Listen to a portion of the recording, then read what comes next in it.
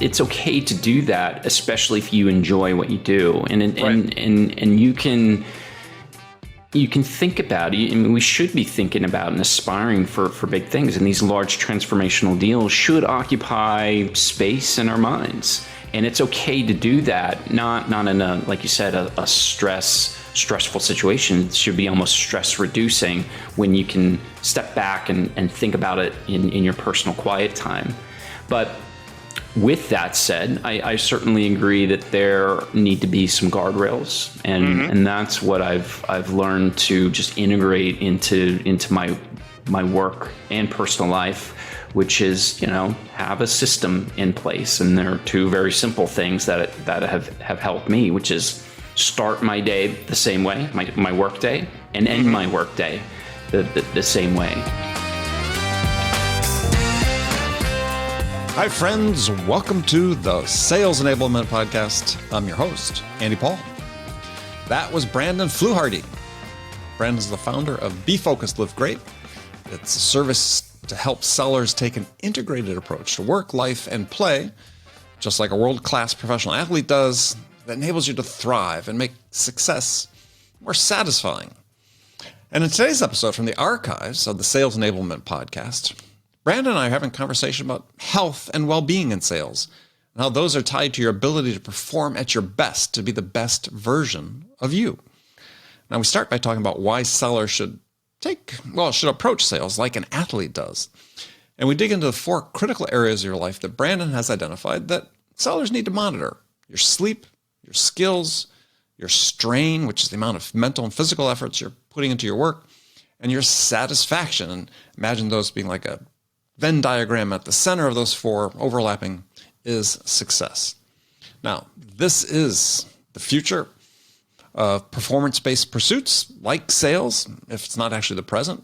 The successful seller is the one that will understand the physical and mental well-being are essential to unlocking your potential, becoming the very best version of you. So Brandon and I dig into all that and much, much more. But before we get to Brandon, I want to remind you to subscribe to this podcast, wherever you listen to it.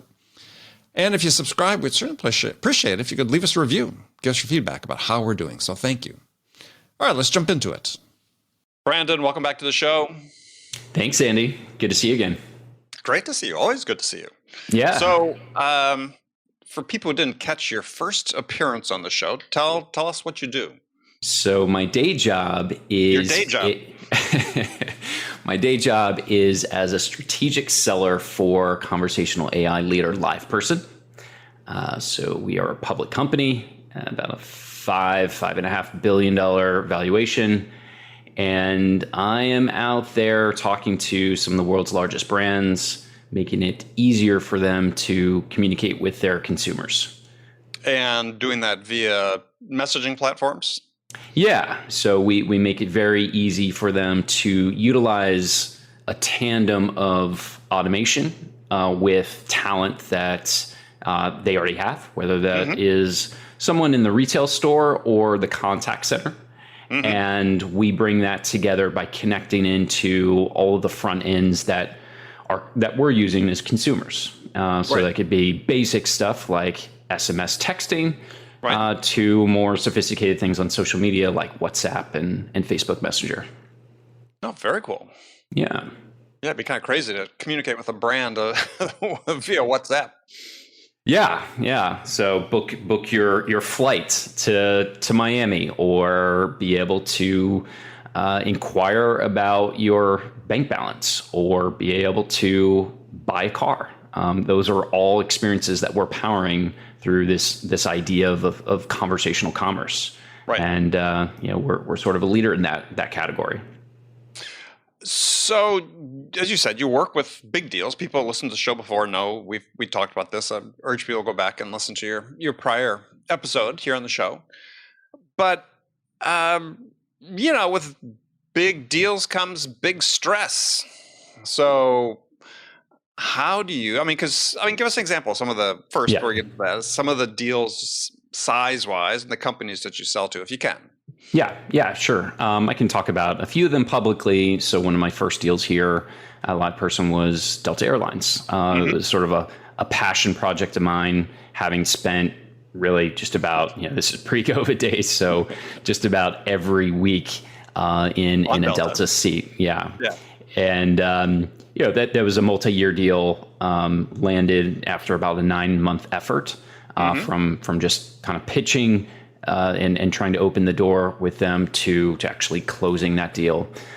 To fast forward to today, a little over 3.5 years later, closing Fortune 10 level brands, and 8-figure, 7-figure sums. Okay, 7-8-figure sums. So double-digit millions for people doing the math. So as I was about to say, is with these big deals comes big stress, big pressure, because when you're selling deals that size for a publicly traded company, those move the needle as far as results go. And the way that oftentimes, if you're just a salesperson selling smaller deals, even mid-sized deals, they wouldn't move the needle like that. So how do you deal with sort of the self-imposed pressure as well as the external pressures to sort of stay on an even keel, or do you stay on an even keel? I know you do. We know each other, so I can say that. Right. Yeah. Yeah. Well, that's the biggest challenge right there, is staying even. And I think what I've learned after about 20 years of doing this, and it took that long to sort of figure this out, which is this idea of work-life balance is a complete fallacy. And I'm a big personal believer in work-life integration. I agree. And that, sales was always built for that. We have these labels in sales. You got to be entrepreneurial. You need to operate like an athlete. Sales people are the athletes of business. Right. And so you're kind of asking yourself, well, do I need to be a generalist if I'm an entrepreneur, or do I need to be a specialist if I'm an athlete? And I think what I've come to the conclusion is you need to be a little bit of be flexible. I call it Flexipline. This idea of wait. I'm sorry. I'm dropping new terms here, Andy. Yeah. I'm not choking on the term. That was just purely coincidental. But go ahead and explain that for me. Spell it for me first. What is it? Flexipline. That would be tough to spell for me, actually. Oh, so it's discipline and flexible and discipline. That's right. Yeah, okay. That's right. Yeah. So it's this idea of a balance between being disciplined and flexible, and so that kind of, to me, epitomizes. What's been successful for me is that if I had the complete discipline of an athlete, that might take me so far, right? Right. And if I had the complete flexibility of being a generalist or complete entrepreneur, that would be a separate path. And so I believe somewhere in the middle is the right balance. If you're taking a paycheck from another company and you're trying to, though, maintain that freedom and flexibility for yourself. So I think it's about integrating the best aspects of your personal life with your work life, and know that I can't just work 8 hours a day, call it quits, and then spend 8 hours of free time, hang out with the family, and then 8 hours of sleep. Yeah, I think in any modern role, that's just a pipe dream, but especially in sales. So I look at it more about integration. Yeah, exactly. So I remember posting something about this, and some people really objected to it, but I found through my own experience, both as an individual contributor who's closed 8-figure deals, as well as a team leader building teams of startups, and managing lots and lots of salespeople, is that I find that people that sort of more successfully integrate it always sort of have it in the back of their mind a little bit. I don't know, it's hard to completely shut off, but I found it actually sort of stress reducing to some degree, that at one level I was always sort of ruminating on the big opportunities I was working on. Yes. Yeah. I wasn't stressing about them, but it was just I was giving myself the freedom and the flexibility mentally to sort of have it sitting in the back, and that's when the ideas come, right? Like when the ideas pop in the shower. Exactly. Which is for me is the place they always happen. Is Yeah, for me it's on the bike. Yeah. Yeah. I tried that, but I just can't I can't remember anything I think about on the bike. By the time I get home, it's completely gone. Though I did stop today and sent myself an email in the middle of my ride, just so I remember this particular thought. But I just think that I agree with you. I think it's this integration. Yeah. It's a way you meld things together that, at least for me, was actually stress reducing, because instead of just turning it off and then coming back to the office and sort of saying, oh my God, what do I need to catch up on, or what do I need to, it's like, it sort of had a little bit of additional thought going. Yeah, and I think that's a great sign that it's okay to do that, especially if you enjoy what you do, and you can think about it. I mean, we should be thinking about and aspiring for big things, and these large transformational deals should occupy space in our minds, and it's okay to do that. Not in a, like you said, a stressful situation. It should be almost stress reducing when you can step back and think about it in your personal quiet time.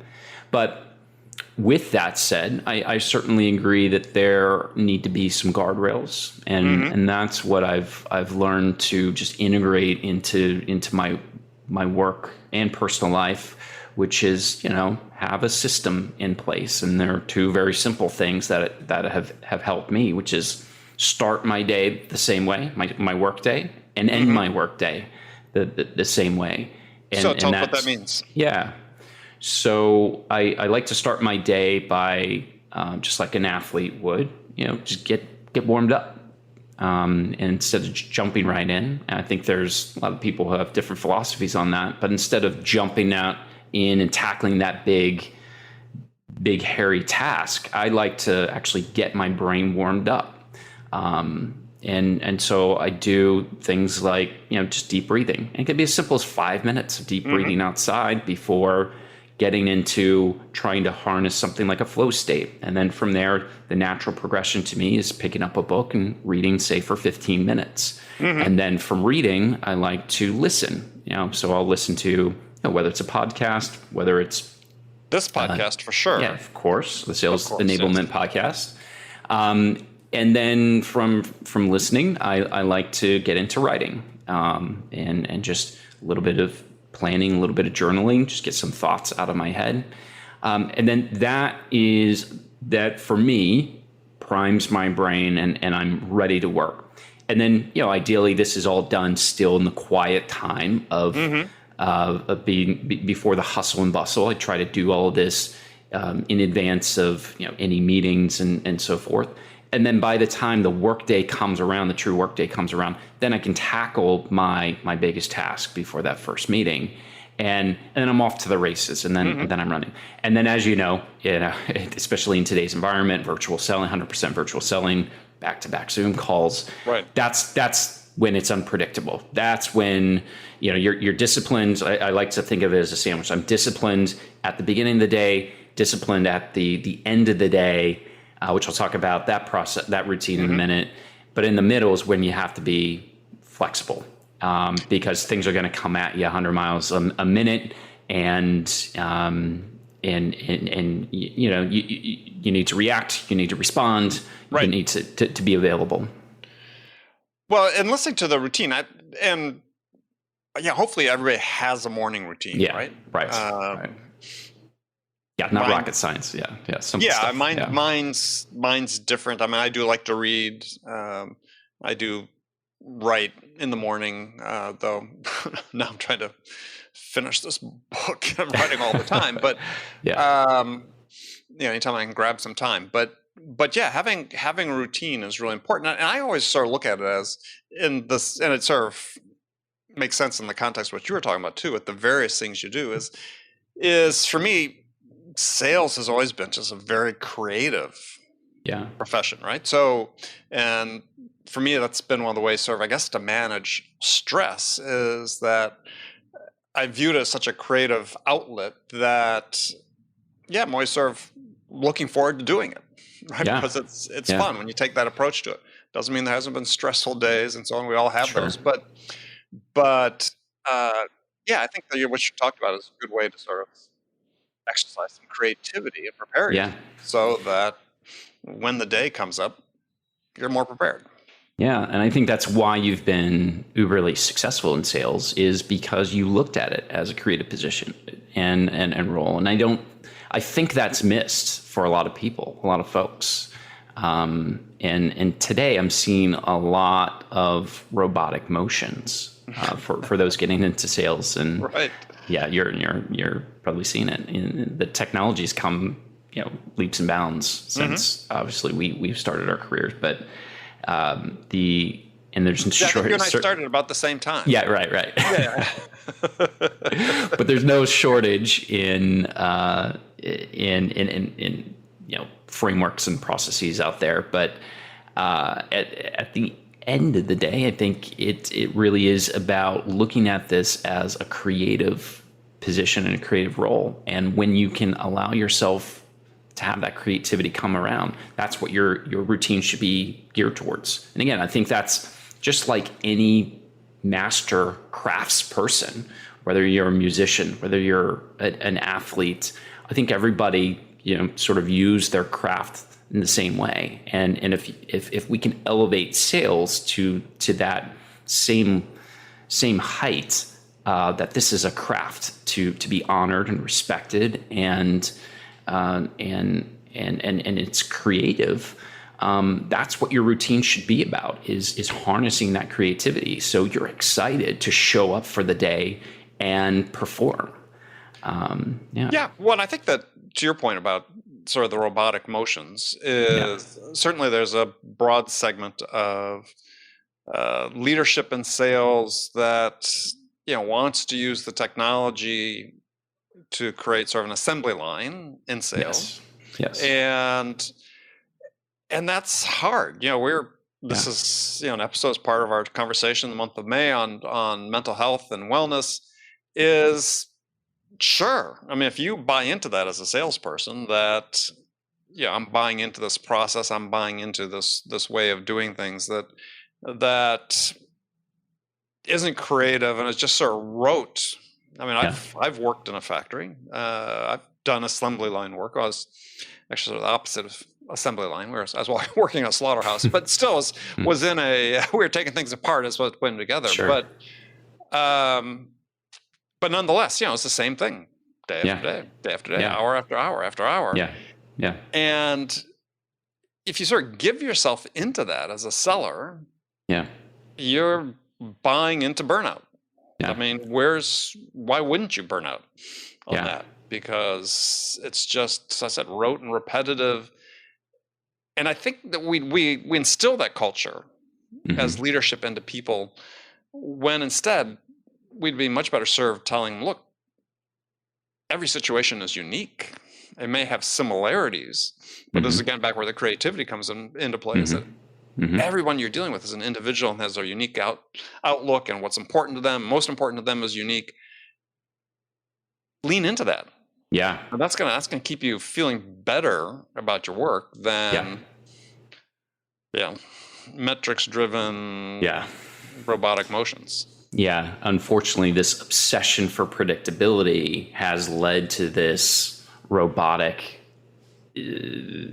process that many sellers are caught in, and it's really up to the individual seller first to take ownership of that and realize, hey, I do have power here in crafting my day, because ultimately we can still have tremendous freedom in sales. And I think that's why we've all gravitated towards this as a career move.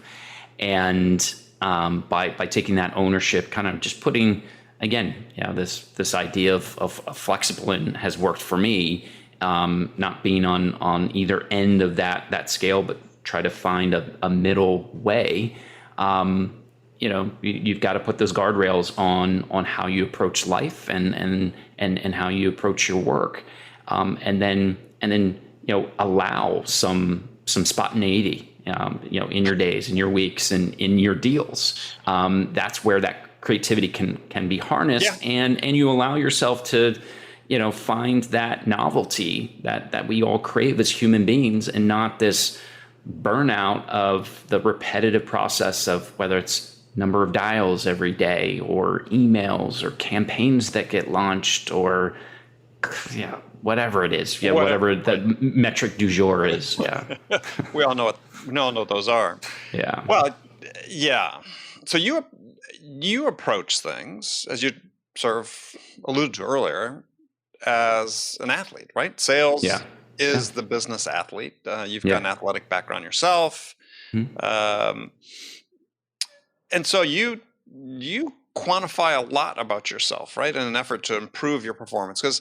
And you and I both share this passion for soccer, and the same team even, and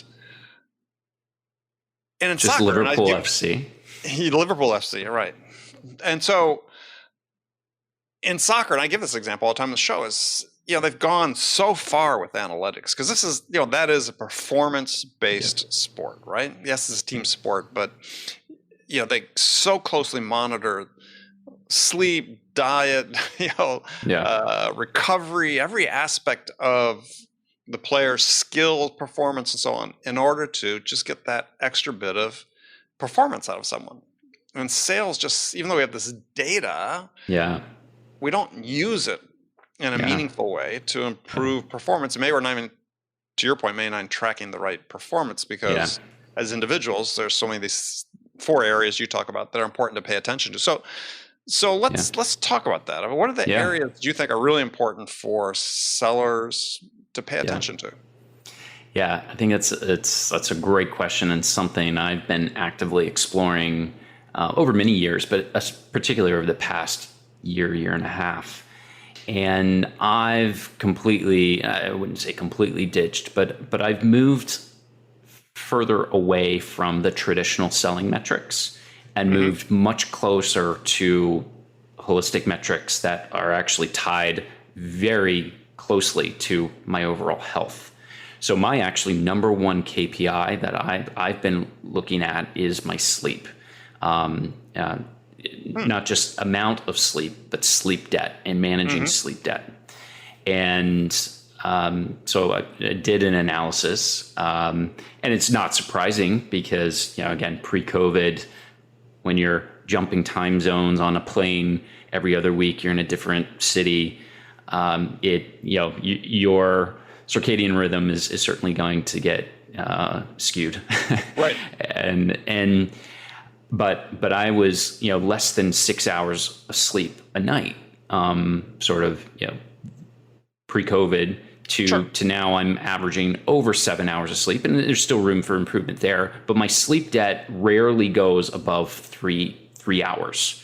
Once you get above sleep debt, meaning So what's a sleep amount of sleep that your body needs based off of how much strain you've exerted for the day, and obviously just the amount of sleep that the human body needs versus how much actual sleep you've given your body. And so you accumulate debt on a daily basis, and what the science tells us is that once you get over 5 hours of sleep debt, particularly in sales, that's when your cognitive ability declines. That is when even your morality starts to get compromised, and you might, fudge a deal. Tell a prospect, "Hey, we can do that. Let's get this deal done." Right. So when that starts to occur, you start to get into dangerous territory.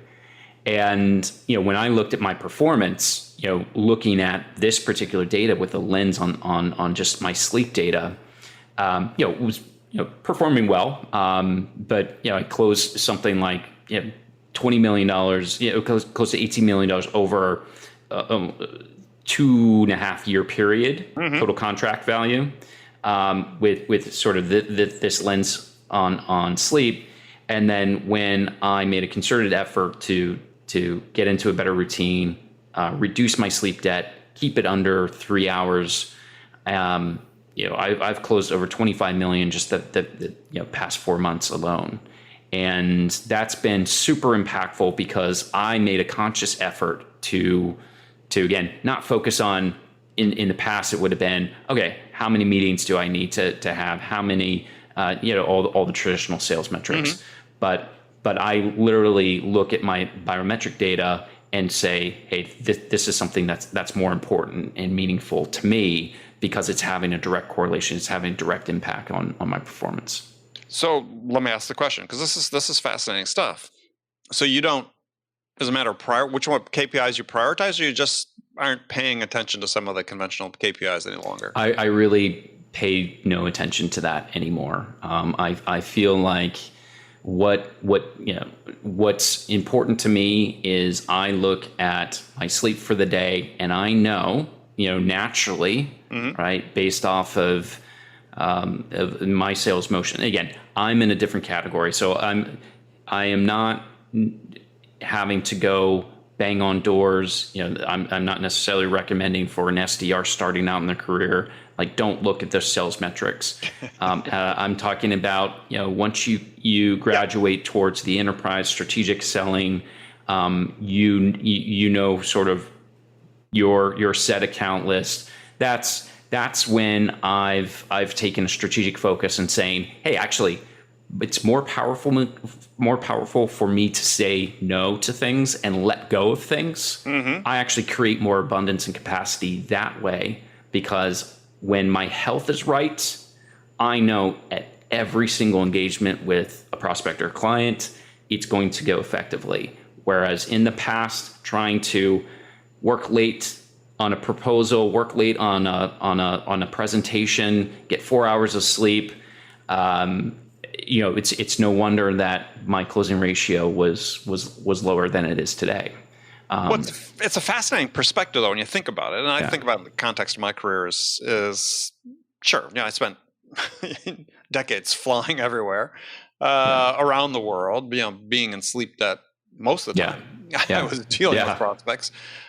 But this idea that, as a seller, you could look back and say, wow, maybe some of these places or these instances where I didn't perform up to snuff, where I misspoke, where I didn't draw the right connection between 2 points, I didn't synthesize what the customer is saying me into a coherent thought back to them to give them a good idea how to do something differently, because I wasn't sleeping enough. Yeah. I mean, it's sort of, sort of sobering to think about it that way, is that it could be something, but just so you know, I'm not being skeptical. I actually believe this. I actually think this is the type of thing that we should be doing from a wellness perspective for sellers, is emphasizing that there's things outside of what 3 words are you using at this point in time in the conversation, or what your subject line on your email is that, when you have a conversation with someone, are you at the point where you can perform to the best of your ability? Yeah. And just by having sleep as a foundation, there's all these ancillary benefits, just general happiness, right? And we know, depression is impacting what impacts sellers 2 to 3 times more than the average person. We're just we inherit a stressful role. There's a demand for predictability in a very unpredictable role. So we have to carry that stress around and by making sleep a foundation, you at least eradicate a lot of that physically, psychologically, emotionally, and using that as your foundation, you're at least on solid ground starting your day. And then by coupling that with something that's also been really important to me, I've really tried to understand, when do I perform the best? And I think in this 100% virtual environment that we've all been exposed to over the past year and a half, this has been a good opportunity to experiment. And I've found that I'm not quite a night owl. I am not quite a morning person or a lark. I'm sort of somewhere in between. And so by just adjusting my schedule where I can do my peak activities earlier in the day, maybe schedule my meetings out a little bit later in the morning, and allow myself to manage the afternoon dips and lulls that we all face, and then come back for more of that creative work during the rebound.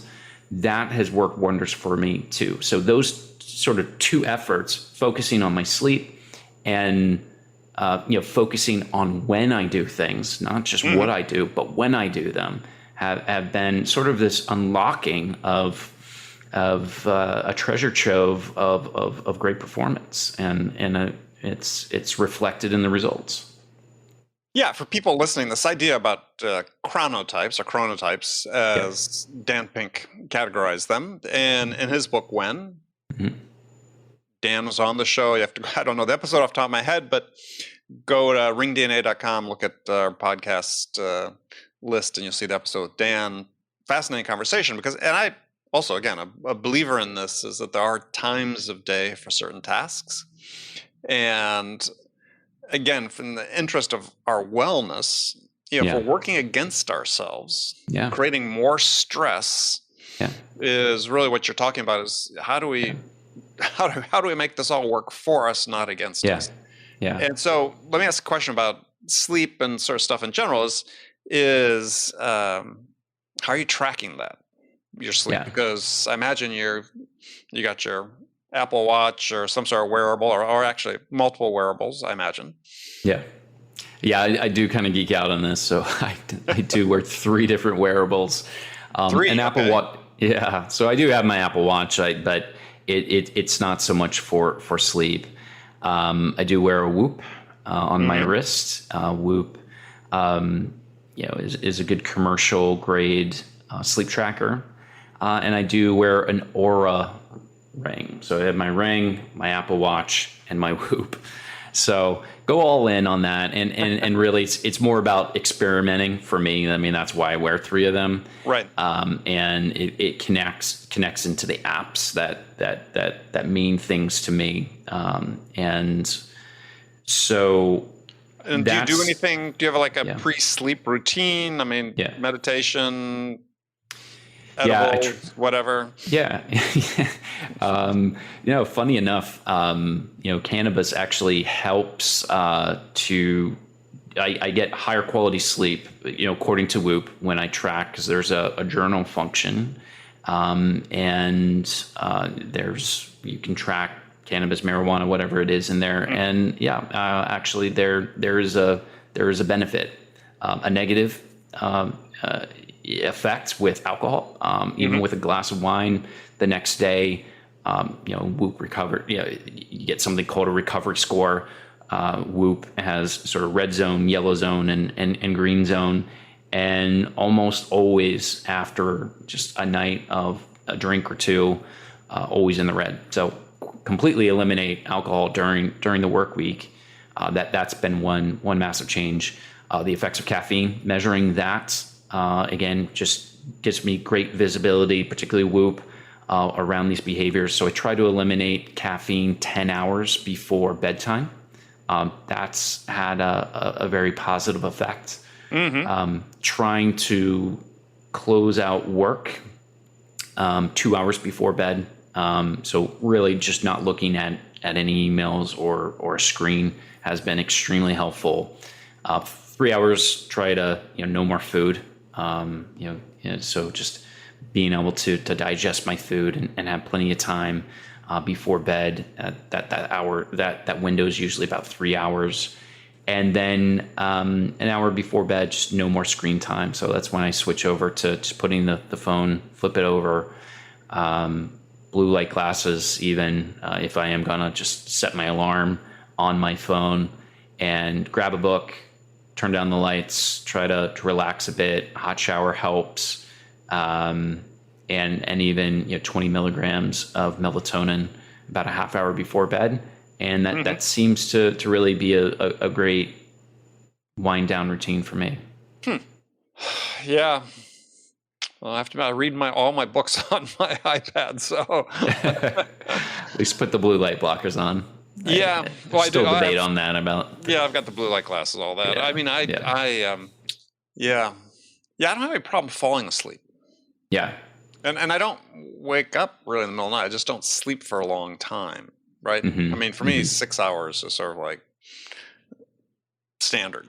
Yeah. Right? If I have one of those days where I get 7, it's like, man, I feel so sluggish, especially if I'm like getting out to go for a run or get on my bike. It's like, Interesting. Okay. yeah, but just as it's a break in the routine. But it's right. But I'm getting into this, so I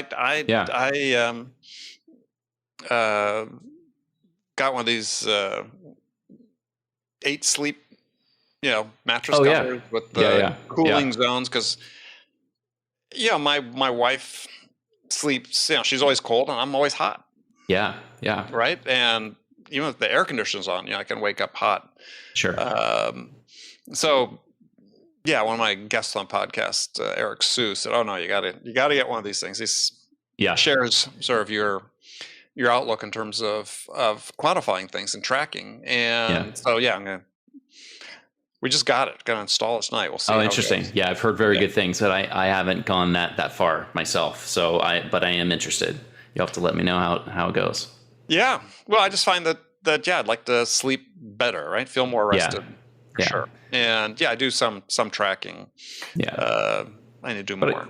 But I think you bring up a good point. I think another passion that we share is cycling, and this idea of incremental gains. Mm-hmm. And if you can improve just 1% of every part of your life, and I think that sums up a lot about what we're talking about. It's with that work-life integration for sales. If your life is good, just like for a professional athlete, professional cyclist, if your life is good, you're going to perform well on the bike. You're going to perform well in the pitch, and sales. Right. And so I think we need, again, taking ownership as an individual. You need to take ownership of all of that. You need to take ownership of how am I sleeping? How am I preparing myself to feel and be creative? And how am I, what am I putting in my body? And the aggregate of all those things will help it'll lift you up as an individual to perform better. And then that naturally helps with your overall satisfaction, happiness. Right. So they're all integrated. Yeah. Well, somebody asked me not that long ago, I was encouraging them to hire older salespeople, mature salespeople, people in their 40s and 50s. And they were saying, well, actually, there weren't that many to choose from, right? That they were sort of looking. And so the question was, why are there so few older salespeople? And I think this is what you're talking about, something that's so important for people, first 10, 20 years of their career, is that you're going to work longer than this current generation. You may think you're not going to, but you'll want to. By the time you get to that point, you all work longer. And I think the reason there's so few are so few older salespeople is the people who didn't learn how to manage the stress, didn't learn how to manage the environment that they work in.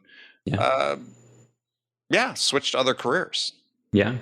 I think the value of what you're talking about is this. These are tools that we can all use that are commercially available off the shelf, whether it's a Whoop or some other fitness tracker, or these sleep aids that like 8 Sleep that comes with an app and that you can track sleep on. Use it. Yeah. I think you're absolutely right. I think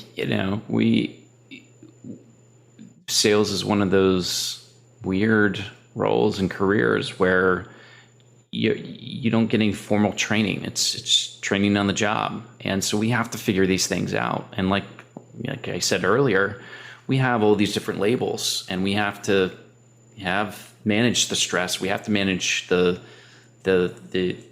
constant demands on our time, and produce results. And that's not for everyone. It's hard to manage, but that's equal to, like I was saying earlier, in other areas where you hone a craft. There is stress to be a performer on stage. There's a stress to perform well as a professional athlete, and I think that's my ultimate North Star, is to finally see a world-class sales organization matching the everything that goes into building a world-class professional sports team.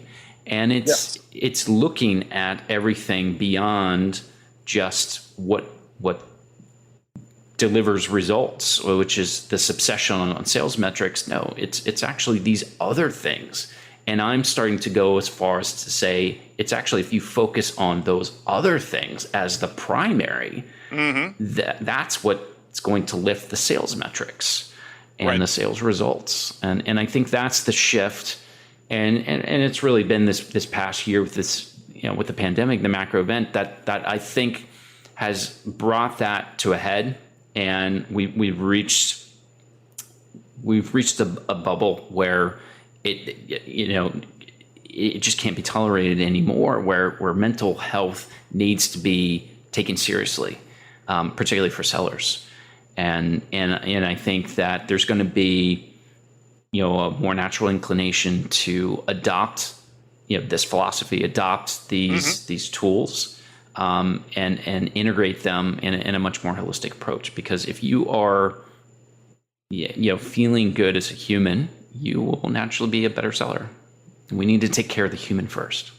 I agree. I mean, there was this great quote from not surprisingly, a soccer coach, a big club in Europe, and they're talking about how they bring people into their organization, new players into the organization. And they said, well, we spend a few months and we train the person before we train the player. And it was these things, right? It's not just the importance of the disciplines of sleep and nutrition and so on, and mental well-being, meditation, so on, but just interpersonal skills, right? How they deal as part of a team, how they deal as part of an organization. These things that we assume that people know, right? We assume that people, what you're talking about, that people know that sleep is important. Yeah, right. But do they really? Not really, right? Exactly. I mean, exactly. So we never teach them. So let's give them the information. If we think this is important for performance, which I believe it is, and it's just one of a number of things, is let's teach it. Yeah. I think just, as you know, I sort of focused on the human skills part of it is we should be training sellers on empathy. Yes. On how to form a relationship. Yes. We assume people come into the workforce with these basic skills, and some do, but oftentimes many don't. Yeah. And they come into sales, and we train them up to with an inch of their life on, our process and cold call, blah, blah, blah, blah. Yeah. I wonder why they're not hitting it. Yeah. And it's because we've overlooked maybe the most important part. Yeah. Yeah. You're a human being first, and just aligning to simple things like being an extrovert or an introvert. It's not to say that you can't be a good seller in either of those personality types, but just by understanding and better aligning to that personality type or your chronotype, digging a little bit further and not assuming that every person is the same and can be given a script and can be given a framework and metrics and just say, hey, we're going to train you against this and expect 20% delivers to our top line, and the 80%, good luck figuring out you'll churn and burn and we'll just get somebody else in and replace you. I think it's just that approach is just so archaic and like I said, so many societal issues and world issues coming to a head that I think companies are starting to finally embrace the need to look at the human first. But you're absolutely right. We have so much room for improvement there, and just little simple things of Well, but I also think it goes both ways, though, right? I mean, if we train people on some of these things we're talking about, and give them exposure to it, and let's again go back to empathy for a second. Yeah. educated sellers about what empathy really was, Yeah. then it would open their eyes to a larger group. If they understood the impact of sleep debt, and they were, forming a connection with a new buyer, and the buyer's saying, "Oh, I've got a young child, and we just didn't sleep last night." Yeah. You might do something differently in that call because you would have the empathy and you'd understand why they're feeling the way they do, and that could inform your actions. But again, we just make this giant assumption that either people know, or the assumption is we just don't care. Yeah. Right? Leadership in general, most enterprises don't care. As long as we get enough out of sales, that's fine. Yeah. Yeah, you're absolutely right. I mean, if we actually took the time to carve the edges on those simple things, that with the human in mind first, the person first, seller second, it'd be amazing to see what the sales results would be.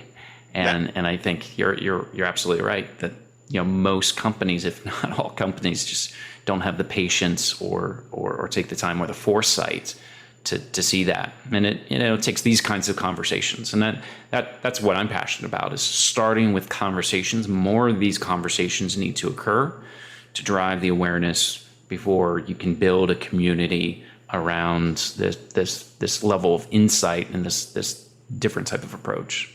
It shouldn't feel different. This should be the way we should be approaching just work as a seller. So let me ask you, you've got a side hustle going that's addressing this idea of wellness for sellers. So tell us about that. Yeah. So it's very much a long-term project, and I look at it in steps and phases that need to occur. It's called Be Focused, Live Great. And it's very symbiotic with my day job, and in the sense that I'm experimenting with myself, and then I use social media to share my insights and share the results of my experiments, and luckily things have been going well, where I can draw a direct correlation by saying, hey, I've deliberately started focusing on these elements of my life, like sleep, prioritizing wellness, and my sales results have dramatically increased because of that. And so that's been step one, is sort of communicating that out to the world. And the second phase will be about building connections around that. And I know there are others who feel the same way and are very similar, want to geek out on things like wearables, and draw those same correlations of like, oh wow, if I change these habits, what would that impact be on my own sales? Right. And then finally, where this will ultimately go is building a community around that. And the goal is, what we'll work on together is creating perhaps an app or digital product that we can all benefit from. And I've been manually mapping out my sleep and my sleep debt, and correlating that with productivity, and correlating that with sales results. Can we all work on that together and then create a digital product that could be delivered to the world? And so that's what Be Focused, Live Great is all about. And it's an open call to all sellers who have a curiosity around this and want to maintain high standards and be a part of building something interesting and special. Very cool. Yeah, very cool. I love it. I mean, this for me, I've looked at sort of the world and said, we all inhabit multiple roles in our life, right? And in all those roles, there's two aspects to it. There's the human, and then there's the role we fill. Yeah. And for us to be good at any of those roles, and that could be partner, spouse, husband, wife. It could be, coach of a kid's team. It could be whatever you're doing on the side. It's your job. You got to be a good human first. Yeah. Yeah. Very interesting. Pretty simple concept, but and what I have found is that it's like a woodpecker needing to chip away at the wood. before breaking through to the light. And it's certainly been an evolution for me and a journey. But it took a deliberate effort. It took us, me taking a stance and saying I was always interested in this stuff, but the quiet time, the forced quiet time of this past year was really the opportunity for me to say, okay, finally, now is the time where I'm going to make a conscious effort in tracking all this. And it wasn't tracking for the sake of more data. We don't need more data, but it was tracking for the sake of uncovering compelling insights. Again, not as a seller, but as a human being. Right. And optimizing myself, for the human element, correlating that with sales.